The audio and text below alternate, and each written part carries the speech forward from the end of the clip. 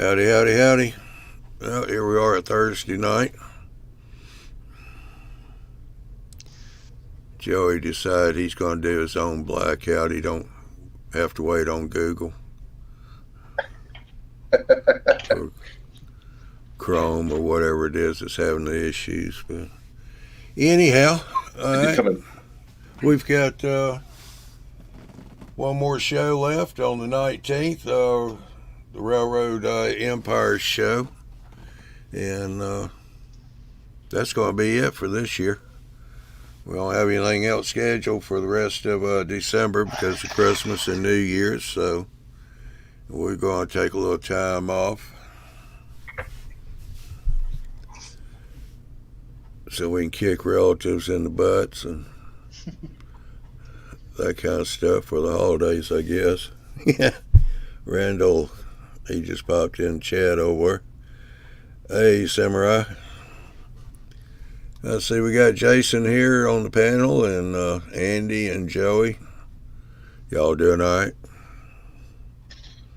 It's still 2020, but, other than that, it's not so bad. Yeah, Butch just popped in. So, William A., how y'all doing? Oh, now I see what's wrong. Okay. And there's Big Bill. Mr. Bill, don't put me in the microwave. But anybody wants to get in on the panel, come on in because we're going to have plenty of room now. They've given us more people for some reason or other, which is fine. Yeah. But as always, anybody that has suggestions for shows, be sure and email us. You can do that at mallrailroadinglive.com. Just put the first name in front of Mall Railroading, johnny.mallrailroadinglive.com, or Big Bill, or Bill. He's just Bill, isn't it? Yeah, just Bill at monorailroadinglive.com or Andy at, or Robert at, Ralph at, you know it. Yeah. Tim at.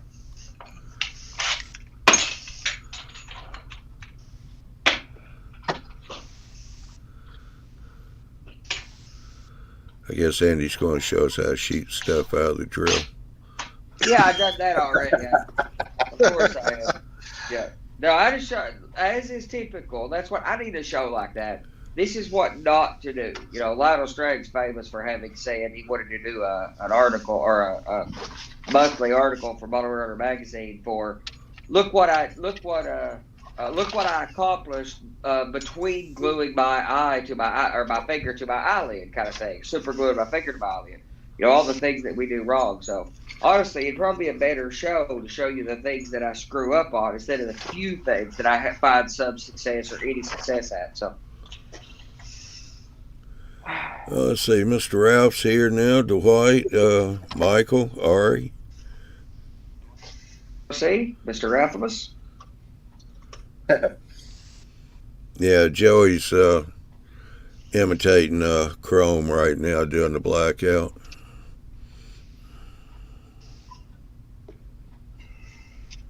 Just trying to be a big boy and show us he wasn't afraid of the dark. Maybe I could shut the lamp off. We'll do the same thing.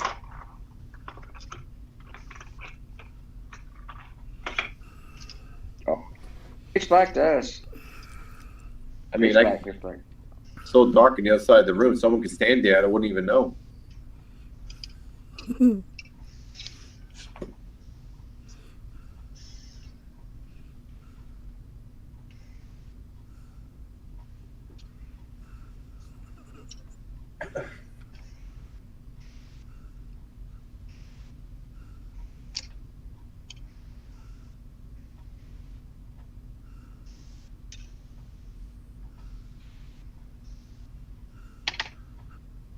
I'm thinking of what to do. And I have currently a client who is sending me a 150 scale big rig with a flatbed and an excavator on the flatbed to weather. So I'm looking forward to that because that's something that is not model railroad related. It's a model. And I have another client who, let's see, I think it's four locomotives to renumber, and another one that is going to be getting some of the breast cancer awareness decals for Union Pacific engine. And everything is absolutely delayed and backed up on USPS's end. I've been waiting over close to 2 weeks now for the packages. Right. I mean, Christmas done this, but it's been messy all year. Oh, I know.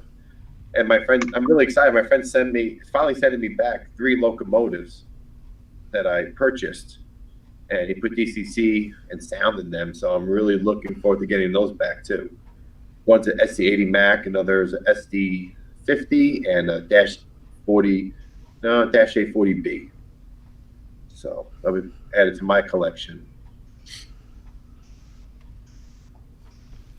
Yeah, Bill said. Era for Dash 8s, or I'm too early for 840Bs. Dash 8s were brand new in 88 or 87, 88.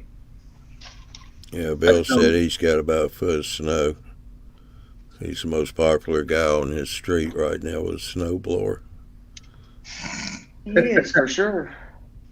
Yeah, I knew that. We knew that was coming. Boy, that came in quick to everybody. I hope it don't stay for everybody. We got a few inches here in Arkansas. Cold and frosted here for a week. We haven't really got anything to speak of, though. Yeah, we're not getting nothing, which is good. Yeah, absolutely. Oh, I'm happy about it. Don't at all mistake what I just said as a complaint. I despise the cold, let alone the snow or anything else. Yeah, 35 right now down here. Yeah, that's about what it is here too. Mm-hmm. But here, so yeah, it's a little colder. Yeah, it's supposed to get back up in the low 50s the next 3 days or so.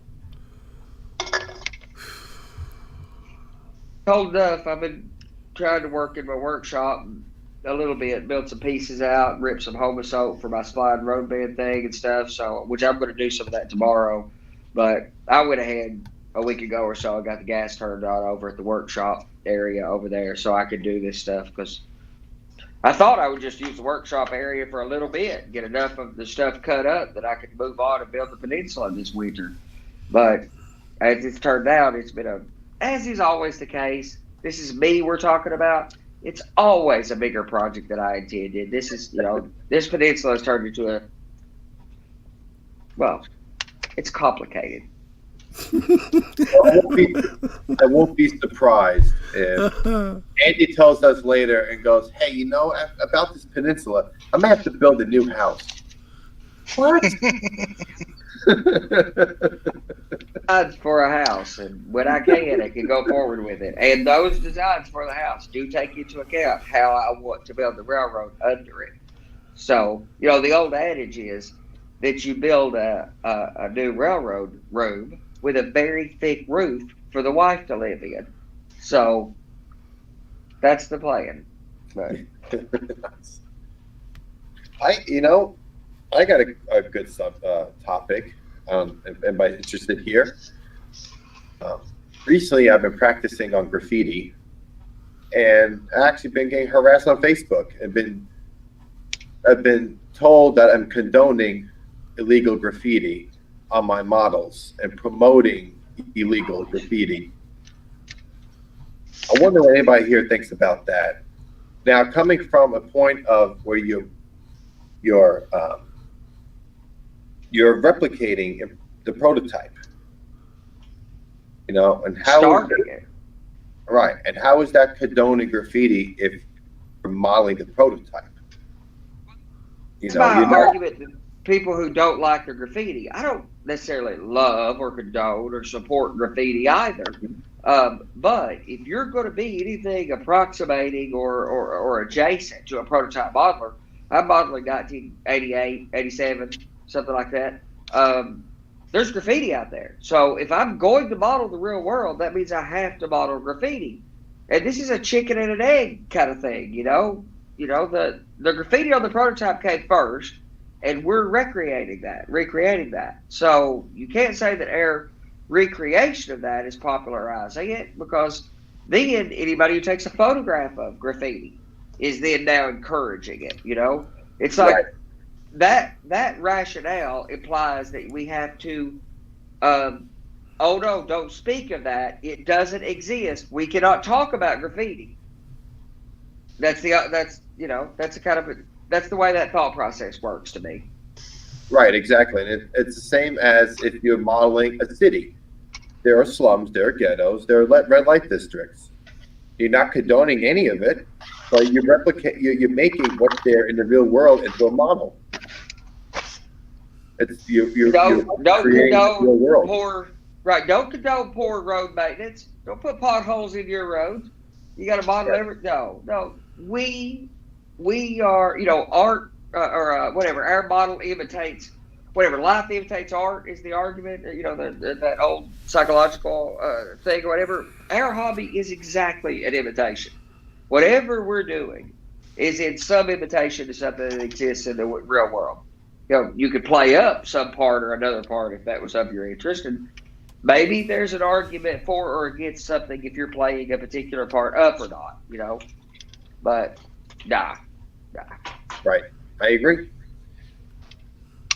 I mean, everybody wants to put 2020 behind, but I'm guarantee you there'll be some folks out there who will model the year 2020.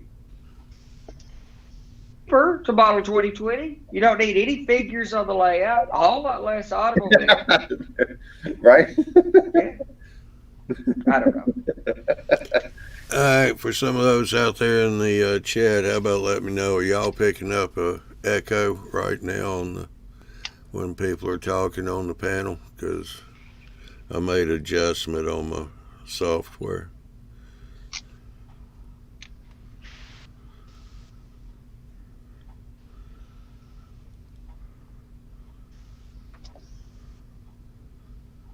Stop talking. So that's no test at all. So, yeah. Yeah, really.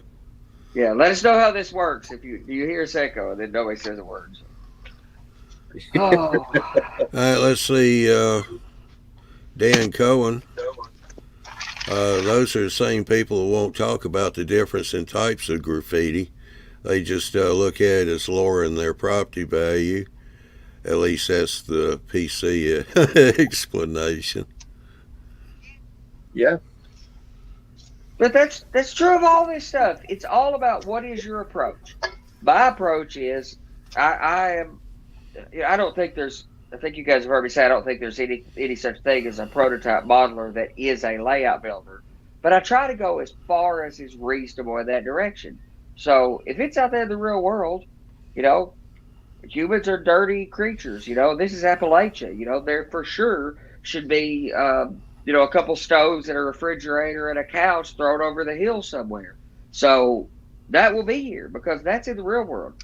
Don't argue with those of us who model it. If you don't think there should be graffiti, or if you're of the mindset that you don't think that there should be stoves and couches thrown over the hill, go after it in the one-to-one world and fix the world and make the world a better place.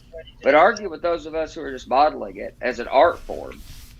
Well, Ari said zombie apocalypse, mile railroad, hauling toilet paper and canned goods. Yeah. I mean, if you're really going to be modeling the year 2020, there were a lot of intermodal freights. A lot of trains ran extras trying to get supplies out. So you could have extra freights just like that were added. Also, there are a lot of trains that were abolished. So I guess you can model the trains that were only temporary or just extras rather than trying to eliminate as many trains to run on your layout. Well, that's part of my argument for picking a season. I say that people say they don't want to pick a year or they want to pick a range of years. Anyway, my argument has always been that all of us basically pick a season. If you have any scenery on your layout whatsoever, you pick the season in all but the rarest of cases. There's a few people out there, like Lloyd and a few other people who have modeled multiple seasons on their layout. And I don't know enough about how other railroads in the world operate. I know more about how coal railroads operate or commodities railroads operate. The seasons are very different. So even if you had no scenery on your layout, you about have to pick an era because of the way the railroads operate. So they've operated different in 2020. they operated very different in 1984 than they did or they operated very different in 1988 than they did in 1984. And Appalachian and coal hauling railroads operate very differently in the fall than they do in the spring. It's just very different considerations for the time of year, and from year to year as arrangements happen. So you almost have to pick a somewhat more constrained time period. I mean, you don't have to nail it down to an exact week or two, but you need a constrained time period if you're going to operate realistically, let alone scenic realistically, any of these things, because all of it hooks together if you're going to operate. All right, Dan Cohen. Here's his comment. Feels like the same thing when everyone said that if you play your records backwards, you will hear the devil's message and act on it.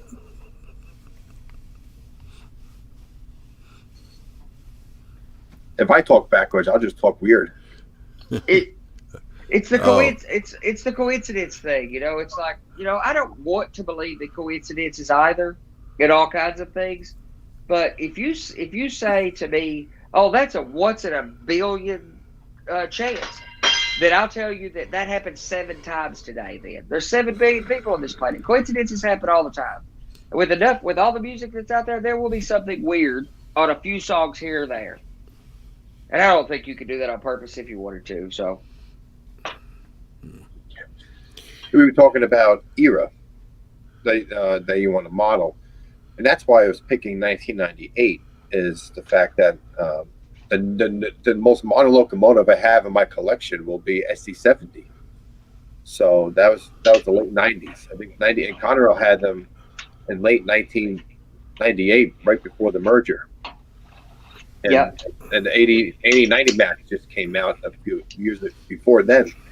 So that's why I like modeling the 90s. Although I'll be honest, I do have a ES44, and I'll be getting a Dash 9. But that's a Heritage 2 BNSF, which I think came out in the late 90s, early 2000s. But those would be the most modern locomotives. Those are just personal projects of mine. But for me to model will be the late 90s for that very reason of the locomotives I like to collect. And if you don't do a season, unless you do a decade, it's very hard. Well, okay, I put this better. I explain this a lot better. If you decide to do like a whole decade, or the last 5 years, or the first 5 years of a decade, a lot of money has to be spent on what kind of models you need to buy to model those years. Or if you have to kit bash or scratch build modifications on locomotives, if you really want to model those particular years collectively. Now, if you're picking 1 year, you can look at a roster of the railroad you love that you're modeling and see what they have in their roster of that year, or within maybe 2 months of a year. 1 year, it could be, you can model January 2020. January 2015, and that may have a GP15-1, and then maybe all of a sudden now in May 2015, the GP15 is retired. Do you want the GP15 in your roster, in your collection? And so I was gonna, and Andy, you and I talked about this. I wanted to do 89 to 1999. The amount of locomotives I have to purchase or whatever I would go crazy. And it's nice to have certain things in your collection, but financially it's not really worth it unless there's a couple of pieces you want. You don't have to have six locomotives of the same model, 6 models of the same locomotive. And so if you pick just a particular time of year or a particular I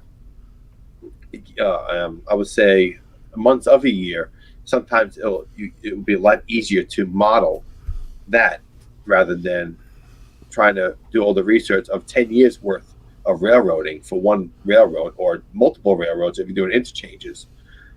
And sometimes that's when doing freelance or having a fictional railroad, you can have what the heck you want, but sometimes a lot easier too. It depends on what you mean by easy. So there's been a lot of people out there who wrote really good articles on how to recreate or fictionalize a roster. Trainmaster TV's had some stuff maybe a few months ago. I think it was Trainmaster, or maybe it was some YouTube channel. But how to create a fictional roster of equipment that's realistic. That's actually somewhat challenging to create a fictional roster that is realistic. But it also depends on what you care about. If you don't care about being realistic, but that's the difference, and there's nothing wrong with any of that. But it's much easier to say that you are, and just to accept where you are. If you are more on the toy trade adjacent side of the equation, then the more freelance you go and the more toy it is, fine, not a problem. If that makes you happy at the end of the day, if your entertainment's working for you, as I've said before, great, not a problem. But it's easier to just be realistic with yourself and say that you are going on the more toy trade, more on that side of the equation, or that you're going on the more railroad model or railroad prototype model kind of side of the equation. And then a lot of us just try to strike a balance somewhere down the middle too. But it's easier first, I think, if you're honest with yourself and say what matters to you and where do you want to get to. Do you care about the railroad at all? If you don't, then just run whatever you want and call it, I got 2 comments here. Dan said, was it Dan? Oh, yeah, he's talking about when y'all were talking about graffiti.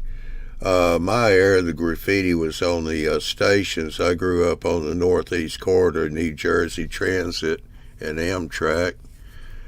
Trend to keep, they always try to keep their cars clean every day. Ari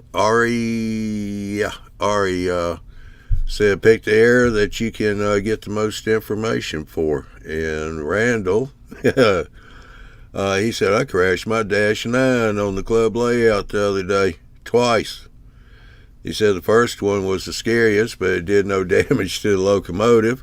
But the second crash didn't look bad, but it damaged the snowplow. In trades that you're crashing them. Like, I've drove RC cars before. I understand how to crash stuff. I used to have RC cars. I used to have RC aircraft. I totally understand how to crash stuff, but I've never flown one of my well, okay, I've flown a few freight cars across the room, but that was not part of operations. That was part of my early weathering experiences. And in my early days of trying to figure out how to weather cars, I did find that some of them flew, poorly. But, as the equipment has got more expensive and I've become more picky about this stuff, they fly less. But I don't know how you crash one, derail possibly. It's a lack of dispatching on a club layout. All right. I know I shouldn't. I've been there. I know I shouldn't say this, but I'm going to anyway. And it's kind of early in the show, so we got a little time. Oh boy, here we go. This is from Ralph. All right. Now I really know what Andy thinks of freelance. Toys, eh? No, it's a spectrum. If you're on the very far end, it's toy trade or toy trade adjacent. We're talking about the guys who put down 3-rail track on green plywood and run whatever they want, and Thomas the Train on 3-rail track on green plywood. I mean, this is the farthest end of the spectrum. But if you're going to try to figure out where you live in that spectrum, you've got to understand the ranges that are here. On one side, you've got the guy who's recreating a specific freight car to the letter, or a particular building to scale dimensions, or a small scene. That's your dyed-in-the-wool guys. I say you can't do that on a full layout. That's not possible to be that hardcore on an entire operational, let alone full room layout. And on the far side of that spectrum, you have toy trade enthusiasts. A lot of people don't like to admit that the freelance side is more on the toy trade adjacent than it is on the prototype side. But that doesn't mean that all the guys who are freelancing railroads are painting their plywood green and blah blah blah. That's not at all. You could, I mean, my favorite railroads ever. I grew up loving the Allegheny Midland and the Virginia and Ohio, and I think the Virginia and Ohio Railroad to me feels as realistic as any prototype railroad I know of. So I'm just, all I'm saying is it's harder to create all of that stuff from whole cloth.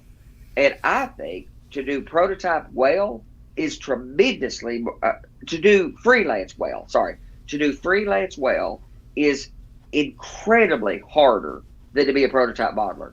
When it comes to operations and all these other things, maybe, actually recreating for photos might be more challenging or something, but actually creating something believable is pretty easy with the prototype. Like my track plan.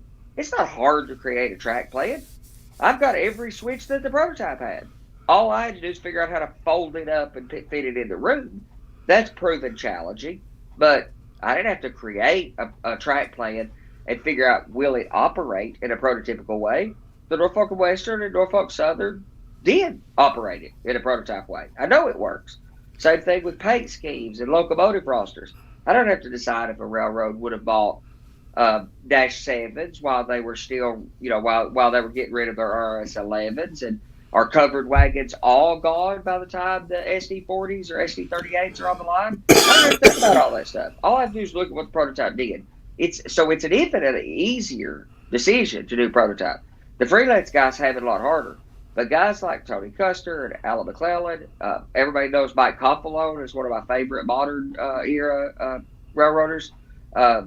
It's a freelance railroad, and it feels very realistic to me. But it's hard.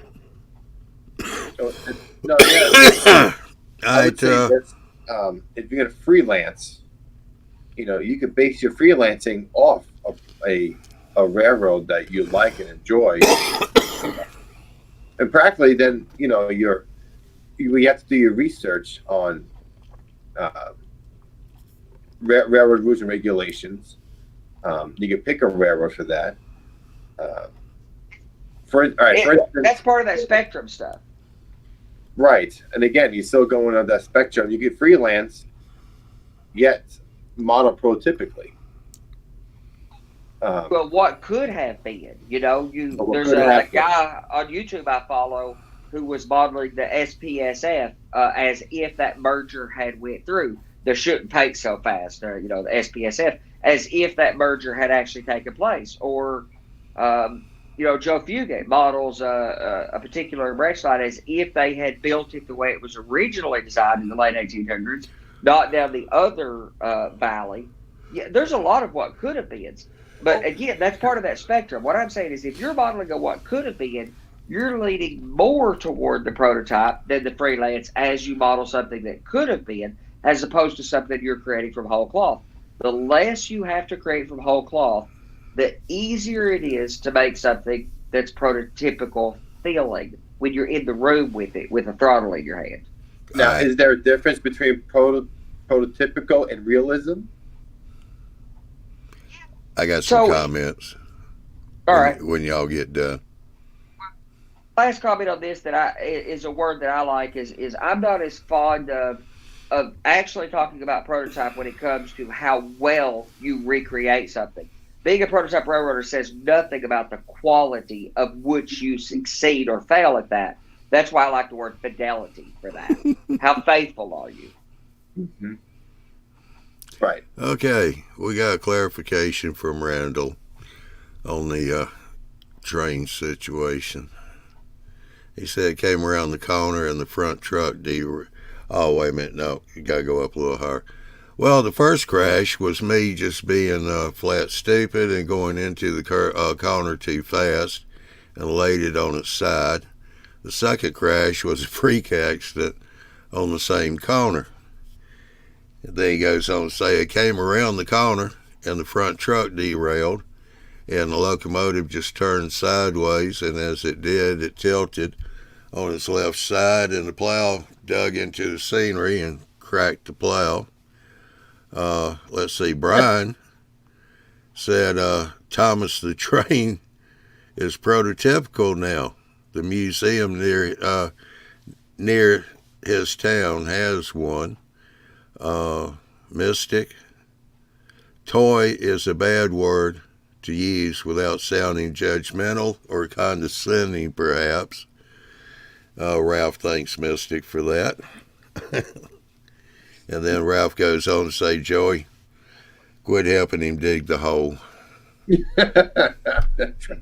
I like something that Bill has said before on here. He said, all the stress that we get into this stuff, remember, at the end, you're playing with toy trains. I take it very seriously. I do. But I'll be the first to tell you that ultimately we're all just playing with toys. And I mean, it wouldn't matter what other hobby we were into. We're all playing with toys. All of us buy toys. When I bought motorcycles, those were toys. I treated them that way. So I don't think of being honest with yourself with the fact that you play with toys is being honest about that doesn't. I don't find that personally condescending, but I can see how other people do.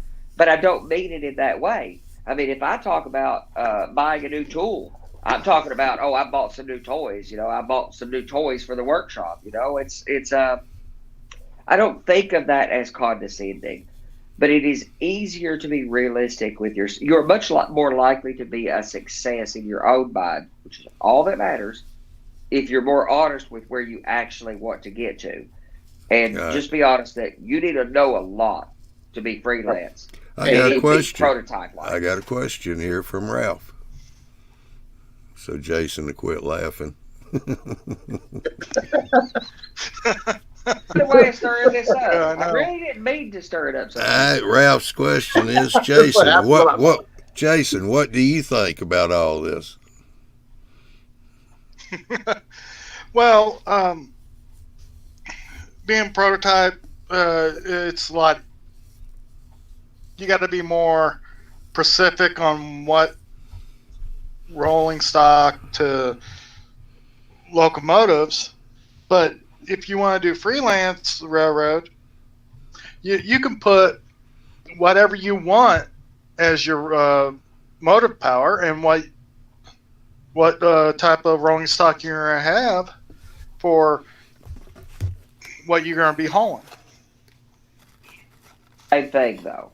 Are we talking about the same thing there? If you take a couple Dash 8s and put some old timer 33-foot passenger cars behind a passenger, if you are modeling mixed stuff that never existed prototypically whatsoever at all, is that model railroading or railroad modeling in serious ways, or is it, to use the condemning word, or is it playing with toys? That's where playing with toys, I would say, for that.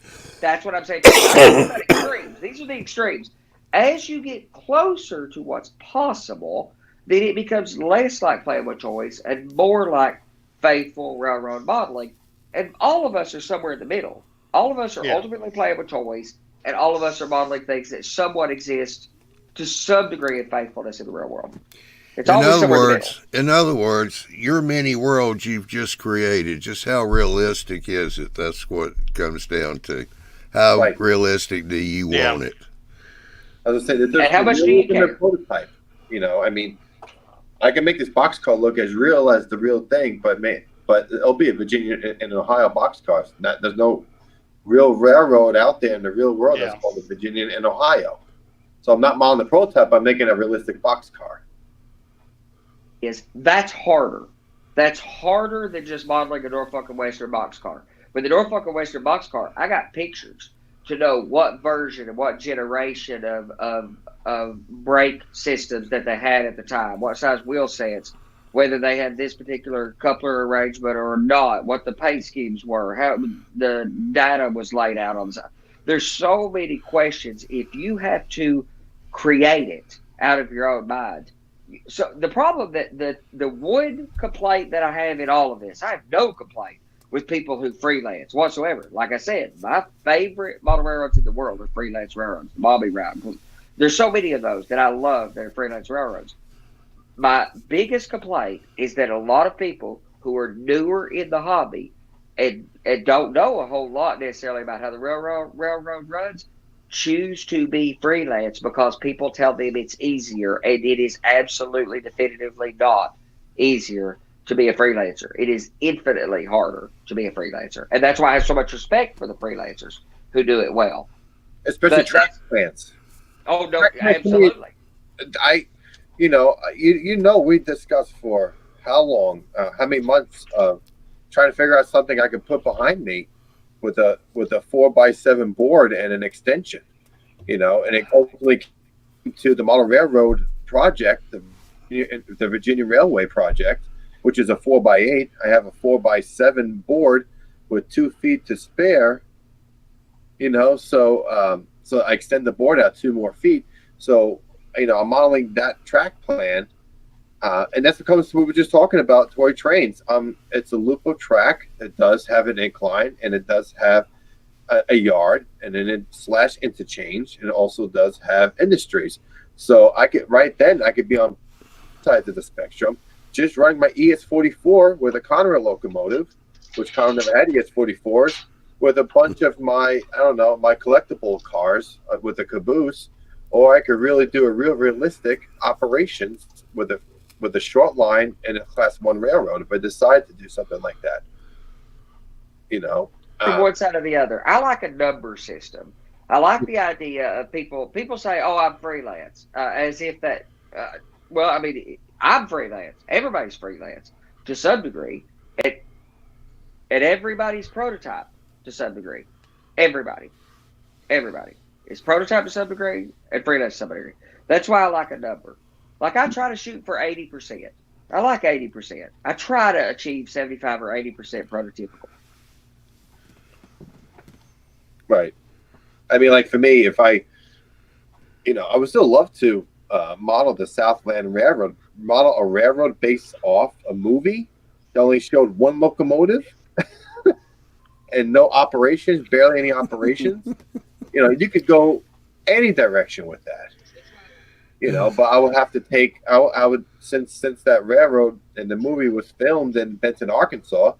That was the Union Pacific Van Buren subdivision. So I would base off a prototype, which is the Van subdivision of the Union Pacific, but of the Missouri Pacific, because they had Missouri Pacific locomotives, and at the time it was the Missouri Pacific in transition to Union Pacific. So I would have to model something that's fictional / freelance, but also prototypical based on the area and locations of where I'm modeling. And if it's in the late 80s, So much. you base and then you have to base it off the 80s. What vehicles were in the 80s? What what figures looked like in the 80s?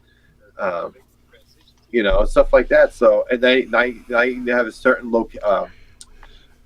certain area and where you're modeling of the country, or a region of the country where you're modeling, and that's See you in later, Arkansas Bill. in the 80s. It's in New York. It's like New York, modeling New York City in the 70s, all the graffiti and stuff, and then modeling New York in the 50s, or modeling New York in the 80s and late 90s, or whatever. All right, Adrian says, need to research track, operations, landscape, buildings, and etc. to make freelance believable. You're late, Ralph. I figured you'd be in here a little sooner. If you want to make freelance believable and you want to build a freelance track, or you want to develop a track plan for a freelance railroad, then set aside a decade if you want to do it well. Or you need to do it numerous times. If this is your 6th layout, because the guys that have built incredible layouts, Allegheny Midland, Virginia and Ohio, all of those railroads that I grew up and loved that were great for their time, every single one of those men tore those railroads down. Because even they, some of the greats in the hobby, realized how far they fell short of something they could be happy with. And that's all that matters. Can you be happy with it? Right. And also, Ralph? if you look at what's his name of the Utah belt. Eric Berman. Yes, it's fiction, freelance, I believe fictional, but also he does modernize the layout every year based on what the prototype is doing too. Go ahead, Ralph. Okay, I'm going to put this to rest. Okay, All right. Andy, All right. You already said it and you contradicted yourself. Doing freelance and making it believable is harder than doing prototype. Period. Doing freelance is not toy-like. Get the word toy out of it. We are model railroaders. Okay? Every time you say to somebody who is not in tune with the hobby, I'm a model railroader, what do they think of? You play with toy trains. What we think of is we have this railroad empire, not toys. So get the word toy out of it. That's it. That's all I'm going to say. Problem with that. All I say is it's more to that you've got to that there's a spectrum in the hobby. The toys on one side of it. And I didn't mean for that to be the focus of any of our opinions here at all. I also But just don't think that's a bad word either. But I can That's see what how you people said. do. I do, because that's one side of the spectrum out there. But I also don't see that as a bad word, personally. I think it's easier to accept that. Now, don't get me wrong. I don't go out and say, as you just said, I don't go say we're playing with toy trains. All of my weathering that I do is not toys. I try to replicate prototype, and I use prototype photographs to do it. And I'm a freelancer. Sure. Right. I lean to prototype for ideas, but I'm still a freelancer. The problem, I just can't. I like the words. I like the word fictitious. I model a fictitious. I have no prototype. problem I like with that. fictitious either. No, yeah. But That's what it is, especially if you're freelancing or you're doing something like Utah Bill's completely fictitious, as well as the Virginia and Ohio. All right, fictitious. hang I on, like that. hang on. Dan Cohen, if Ralph could be U.S. president, he's got my vote. Yeah, I vote for Ralph too. Unfortunately, they would not elect a Canadian. So I don't know about that I don't now. know. I can see put an executive order in to put in more brick and mortar model train stores around the country. All right, Adrian, how you doing? I realized this as a kid with my N scale. I recognized I needed more research and took that layout down. It was built with mainline plaster scenery and etc. We learn from mistakes. we do. Yes, that's the whole And- part of the hobby, and if not life. You know, the only way you can be a better person is you learn to grow and you want to level up, and that's nothing. Same with the hobby. That's how we learn, mostly. And I don't think I the mean- path is toward prototype necessarily. It's just that's why I'm trying to get people to understand. Your path is. Mine is, but I don't think that's necessarily everybody's path. What I do think is a natural progression amongst nearly every serious model railroader I know is across the spectrum is to more prototypical. Now that doesn't mean prototype railroad. That could be fictitious railroad, but it is more prototypical. You don't have a whole lot of guys who are going more toward and I don't have another word. I don't know what the other word for this is. I don't see a whole lot of people as they get more into the hobby that head more toward the toy side of the hobby. They don't. They get more serious about it and they become more, whether that's a prototype railroad or a fictitious railroad, they can become more serious, not less. You still didn't get it. You still didn't get it. Get the word toy out of your vocabulary. We're missing a word. Toy-like maybe, but not Okay. toy. Well, fine, but you don't see people who go into more toy-like stuff as they get more serious in the hobby, whether it's a fictitious railroad or not. It doesn't matter about the freelance prototype. That's a different thing.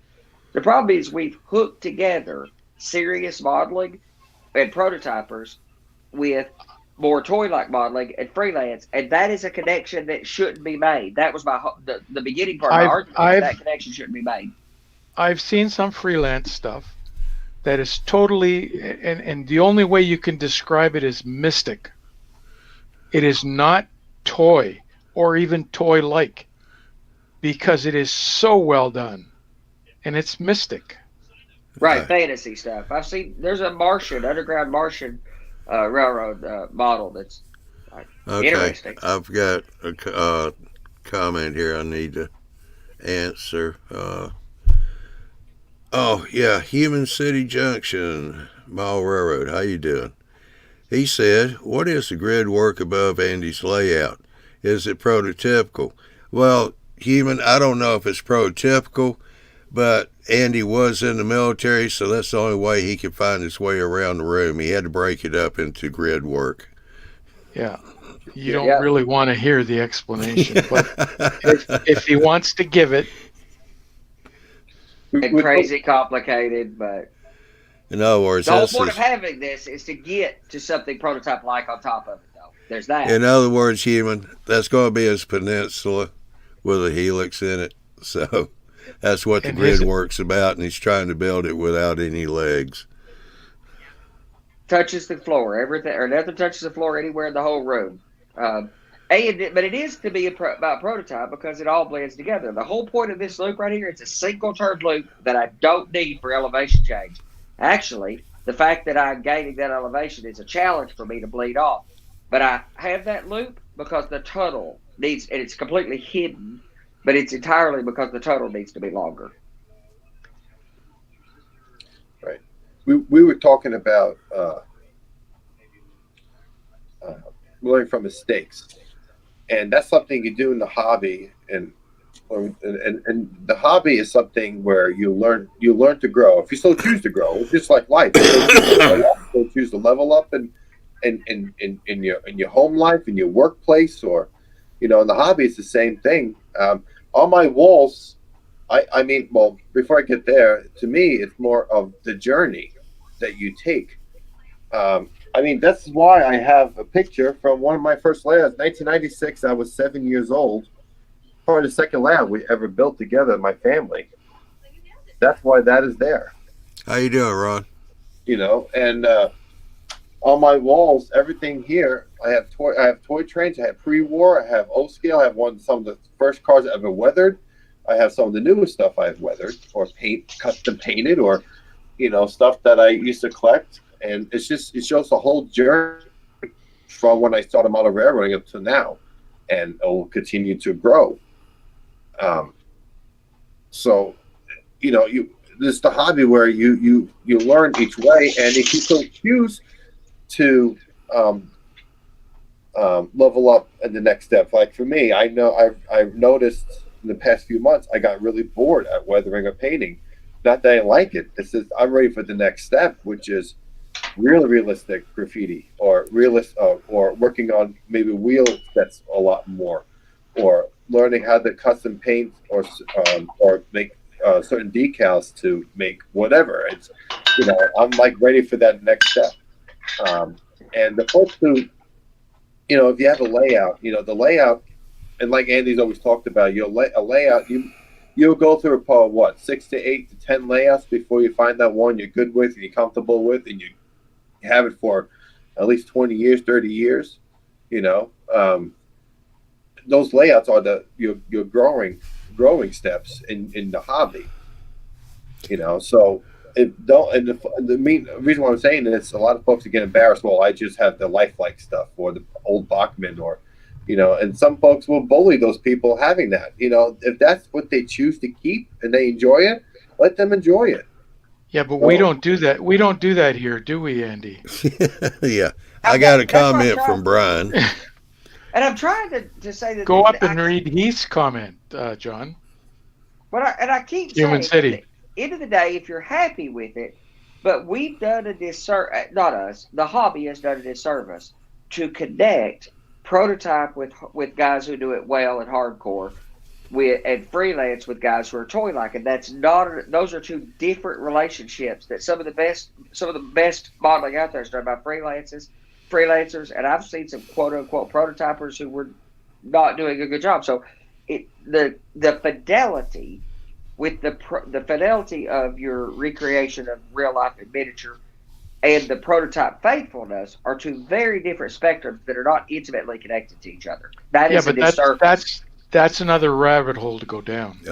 Yeah. Well, I'll do Brian, and Ralph, you can do Human.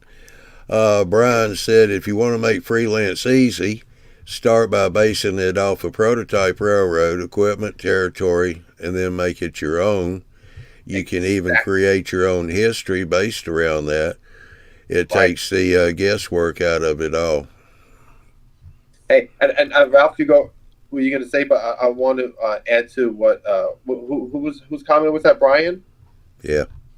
Brian, absolutely right. Because I work for the Arkansas Missouri Railroad, and those are one of the best blueprints for operations. It's a simple railroad, north and south, and simple interchanges with one railroad in the south, another railroad in the north, and has you can base off that entire railroad all the different kind of commodities and all the different types of industries that it serves. So I absolutely agree with that comment. And for me to model, I base off anything that I want. If I'm going to model something based on operations, that's one of the railroads I will look for in a prototype. Okay. Andy, you should remember this. We discussed this. Heath, Human City Junction wants to know, how has MRL not started a debate show between Andy and Ralph? It would be a hit. It's a good idea, I think. We already discussed this, didn't we? We have numerous times. And the funniest thing is me and Ralph are known for arguing with each other, debating with each other. We agree about the vast majority of most of this stuff. And even what we're talking about tonight, we're pretty close to an agreement about. What's super interesting, though, is the little bit of space between us on things. I think that's interesting. And it started with me and Joey debate there, talking about different views on things and this stuff, too, especially with regards to graffiti. The slight different opinions about that stuff is interesting. It's why every model railroad is a unique piece of art.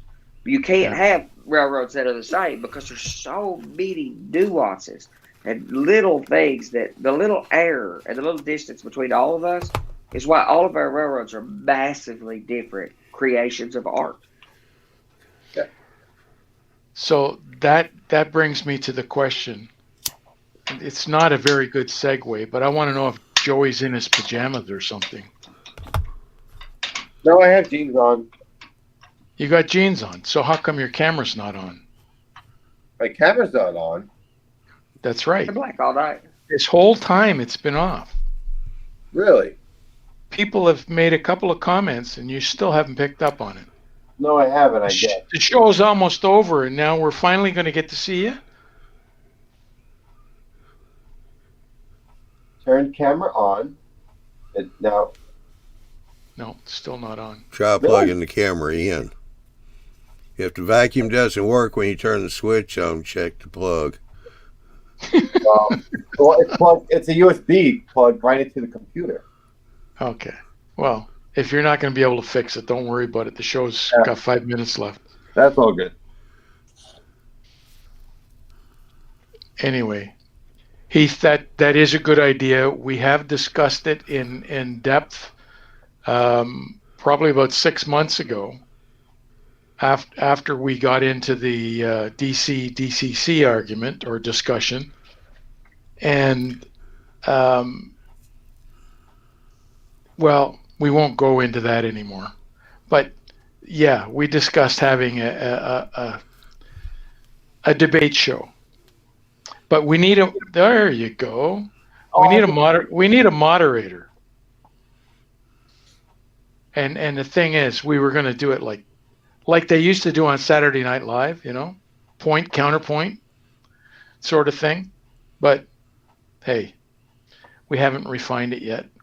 It sort of got lost in amongst all the other stuff we're doing.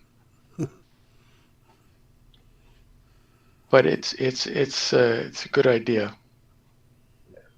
Well, I don't know if Bill's still out there in the chat. Haven't seen him make any comments recently. Oh, there he is. Yeah. New year, new show. There you go. Okay. Well, I forgot to put my pants back on. Good. And you put your shirt on. That's good too. Yeah. I mean, I was talking like this the whole time. No one figured it out. That's all right. No, it's all good. I was like this too. Like, my walls. Look at my walls. I'm like, oh, Never mind. Yep.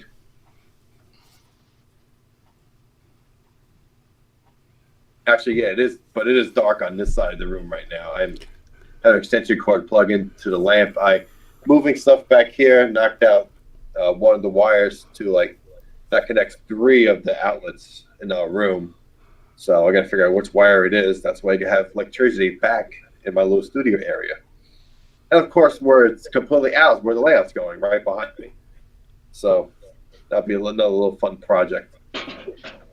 Heath, we agree with what you're saying. Heath put a note in here. If you ask 5 model railroaders what's the best way and only way to do something, you'll get 20 different answers. And that's true. Yeah. Yeah. Mm-hmm. So crazy about the people who say there's only one way to do anything. You have not. You have. Well, it's true. There's only one way to weather, and that's my way.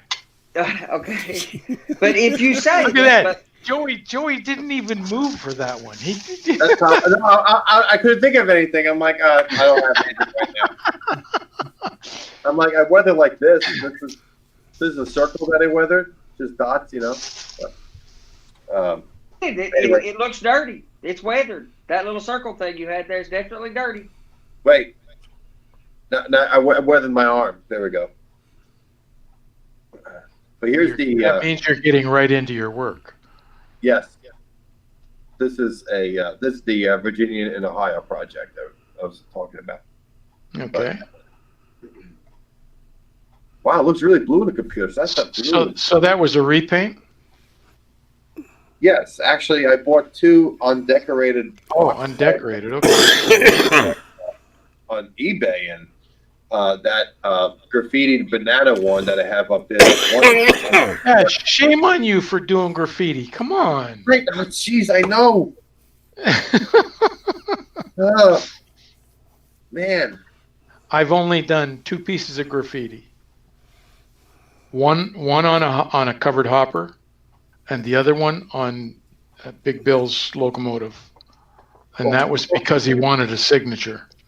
Are you going to do that one that you were talking about some months ago? The unique. Oh yeah. piece? Oh Okay. yes. That's going to be beautiful. I love Except now I have a new one. I gotta figure out how to do that one too. And that basically is just a silhouette. And that'll work. That's how I started doing graffiti. I know it's really dark, but that's it. Just this simple colored pencils. Yeah. And then I went to more of the artwork. So that. that's Who did painted. that? And I did the other side as well. So I'm going to give you a little tip. If you can find them, go out and buy Artist ink. It's easier to use for graffiti because you don't get the buildup of paint, so it stays nice and flat. Then it doesn't look like it's an afterthought. True. Just a tip. Just a tip. I'm trying to. I know we're ending soon. I'm trying to find the prototype photo of the. Well, you got the book to follow. There's 3 other books that go along with that, you know. Oh yes, but that banana is actually a boxcar I saw in Van Buren, and I have it here. Here it is. I have to show it based on my phone because it's not on my computer. I'll show here. But that's it right there. I saw that and laughed so hard, and I said, I have to make that. And I did. Yeah. That same night. That night I made that. So. But you didn't model with the door open. No, I didn't. Because I have a box with the door open. All my stuff is awake right now. That door probably doesn't open anyway. No. What you I do. am going to. Now the door's open on all these new ones nowadays. This is another one. But that's those are decals. trying to get away from the decals and actually work on my artwork. So, Original graffiti work or whatever. Open doors is very challenging. If you the models that have opening doors, those tracks are like 6-8 inches wide. So if you really want to do it with, again, a high fidelity or whatever, you about have to do like resin freight cars where you install the door yourself, but you have to mount it permanently into an open position. But if they slide or whatever, boy, that's very hard. Just everything doesn't scale down. You just can't How's scale all that those so, tracks Andy? down. When you got a lot of blue boxes, the doors slide open and close on it, work just fine. But those tracks that those doors are in are like a scale foot wide. They're incredibly out of proportion. Again, that's why. Well, so they're it's still opening and closing. They still look decent. So, you know, I disagree with these manufacturers nowadays. Oh, it costs too much. It didn't cost that much back then. Don't cost that much now. They just don't want to have to do it. Cost. What I don't think cost is. I don't think the argument isn't necessarily in favor of cost, because you could buy a lot of freight cars you buy have the separate door, you have to install it. But the compromise is if you have these nice high fidelity $60 freight cars or whatever, if you had a $60 freight car where the door could open or close, there's no way I'm going to buy that thing because it's so out of proportion and out of scale. Mm-hmm. And what was cool about this train? See, that's where your prototype comes in. This train was tied down, and most of the box cars had those doors open. So I took pictures of inside the box cars. I wasn't inside; I took pictures of the inside rather. Yep. And you could get all the rusts and the dirt and all the debris. The scrapes on the sidewalls and all that kind of stuff. Yes. Oh yeah. And you could take a simple micro brush, a little bit of maybe brown black paint mix or something, and just little lines in there, and that makes the biggest difference in your modeling and your detail weathering just by that alone. And what's cool, well, that's what I like about O scale is when I was weathering that one O scale box car, I did put debris inside the box car, and I did weather inside the box car. It was the first time I ever weathered it. And so I just made it 3 days later. Someone messaged me, "Hey, I'd like to buy that from you." So I sold it. Yeah. He was a big UP fan, but he loved the inside of it. That's why he bought it. So, I know I'm doing a good thing if. But opening the doors is out of scale, according to Andy. No, it's not the opening the doors. It's possible. I'd love to see it. I have the KD freight cars, really nice freight cars or whatever, and they're not cheap, and the doors open on them. Go compare that. Put that side by side with the Tangent freight car. That door is so incredibly out of proportion that it just looks like it. I can't run them. I've got $30 KD freight cars that there's no way I would run them. That's what I said. That's what I said. It's out of scale for Andy. It is. It's massively out of scale. It's larger than it should be in O scale on an HO scale freight car. You know what you can do with these kind of cars if it's possible. I mean, is it out of scale because the doors are open?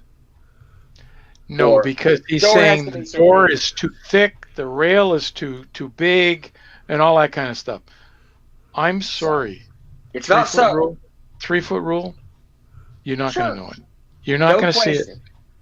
I agree with that. If the average modeler does not have the name Andy Crawford. And that's the reason that this is so unique, and we all have to model for ourselves. But if you model a layout that's at eye level, that's a foot deep, I can't get 3 feet away. And when I see the KDs beside of these beautiful Tangent and Exact Rail scale train rivet cutter freight cars that we spend a lot of money to have, when I see them side by side, the KD looked great to me before I started seeing these modern Tangent, Exact Rail, scale trains, etc. freight cars at their genesis. As soon as I started seeing these modern, super well-done freight cars, that KD freight car that I really liked actually went in a box because I could see how flawed that car was. That's why I say that it has to be about consistency. If you've got to set a standard for yourself. I have no problem with Acura freight cars. Actually, they're really quite nice. A lot of them are. But if you're going to buy Athearn Blue Box cars, and you're going to buy a $75 Acura, the really, really nice stuff that's out there, it's going to start to show a problem. So I think the best thing you could do is to find some small range of consistency and stay within that. If Anther Blue Box is good for you, if that's what you like, there's nothing wrong with them, or Acura. Buy that. But you're probably going to want to stay away from the nice stuff.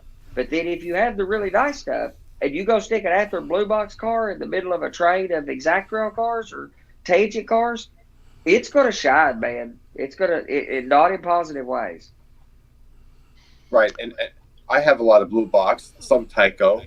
I modified a lot of them, weathered them, and they look just like anything else. But now, if you go towards like the dummy units or the locomotives, that's when even weathering, you really can't tell. You can tell the difference in, you know, how the scale wise how it looks. You know, because we know at the time Anther had those wide bodies on the engine, especially the ST45s, ST40s, like the older Anther Blue Box. But some of those rolling stock, you could absolutely modify them and make them look like something that came out of his Exact Rail today. Okay, ding ding. Show's over. Last comment, because we done ran over. Last I'm comment from Michael Conley. So don't buy the $75 boxcars. Exactly. So, with that said, $5 eBay. with that said, everybody have a good night. This is the last show of 2020. We'll be back in 2021, I think. We're going to try. But anyway, don't forget, this coming Saturday, we got Railroad Empires and Robert and his gang.